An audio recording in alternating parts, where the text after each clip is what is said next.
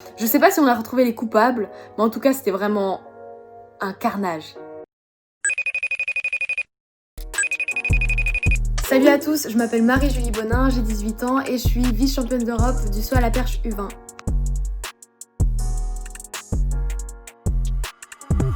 Pour partir au championnat d'Europe, il fallait avoir réalisé 4,10 m et faire un podium au championnat de France. Donc c'est vrai que lorsque j'avais gagné les France avec 4,15 m, j'étais quasiment sûre de partir, mais c'est vrai que sur le moment, je m'en suis pas vraiment rendu compte. Enfin, j'étais dans l'euphorie du moment, je venais d'être championne de France, j'étais trop heureuse. Et c'est vrai que un petit peu après, je me suis dit, ok, bon, t'as sûrement ta place au championnat d'Europe. Maintenant, si t'y vas, c'est pour essayer de conserver ta première place française.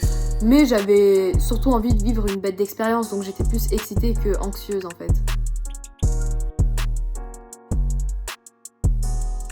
Alors non, forcément pour moi les championnats d'Europe c'est pas une compétition comme les autres, donc je l'ai abordé d'une manière tout autre. En fait, c'est vrai qu'au championnat de France j'ai l'habitude de partir avec mon coach, donc c'est la facilité. Mais les championnats d'Europe, on a dû partir sans nos coachs, on est parti avec un coach national. Donc c'est vrai qu'à l'approche des Europes, je savais qu'il fallait que je devienne un peu plus autonome. Donc c'est ce qu'on a travaillé justement à l'entraînement. Donc vraiment, même l'approche des championnats d'Europe, c'est pas du tout la même que les autres compétitions.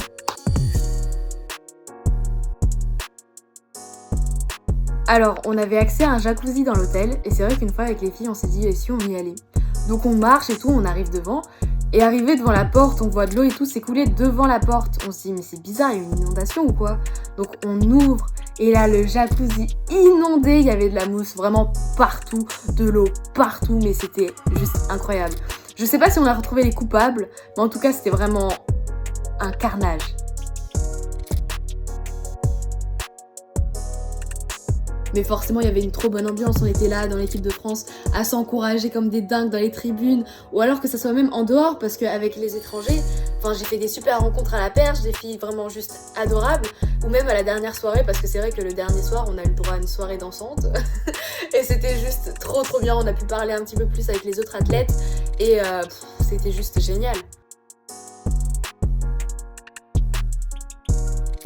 Lorsque je passe 4,06 m au premier essai et que je vais voir Henrik pour avoir un petit retour sur mon saut et qu'il me dit si tu passes 4,16 m au premier essai tu prends une sérieuse option pour le podium, je pense qu'à ce moment-là je me suis dit ok, vraiment MJ fais-le.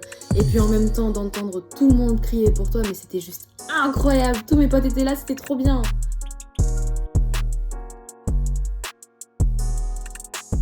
J'étais loin de me douter que j'étais capable de faire un podium au championnat d'Europe parce que j'étais 11e au bilan. Donc pour moi, j'y allais en mode bon, je vais essayer de grappiller quelques places et de garder ma première place française.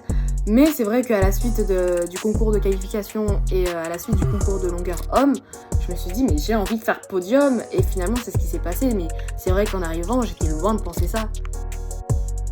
Bon voilà, on arrive au terme de cette interview. J'espère que ça vous aura plu. En tout cas, moi, ça m'a fait super plaisir. Et puis, écoutez, je vous fais des gros bisous. C'était MJ dans Sport Call pour Wavels. Oubliez pas de vous abonner.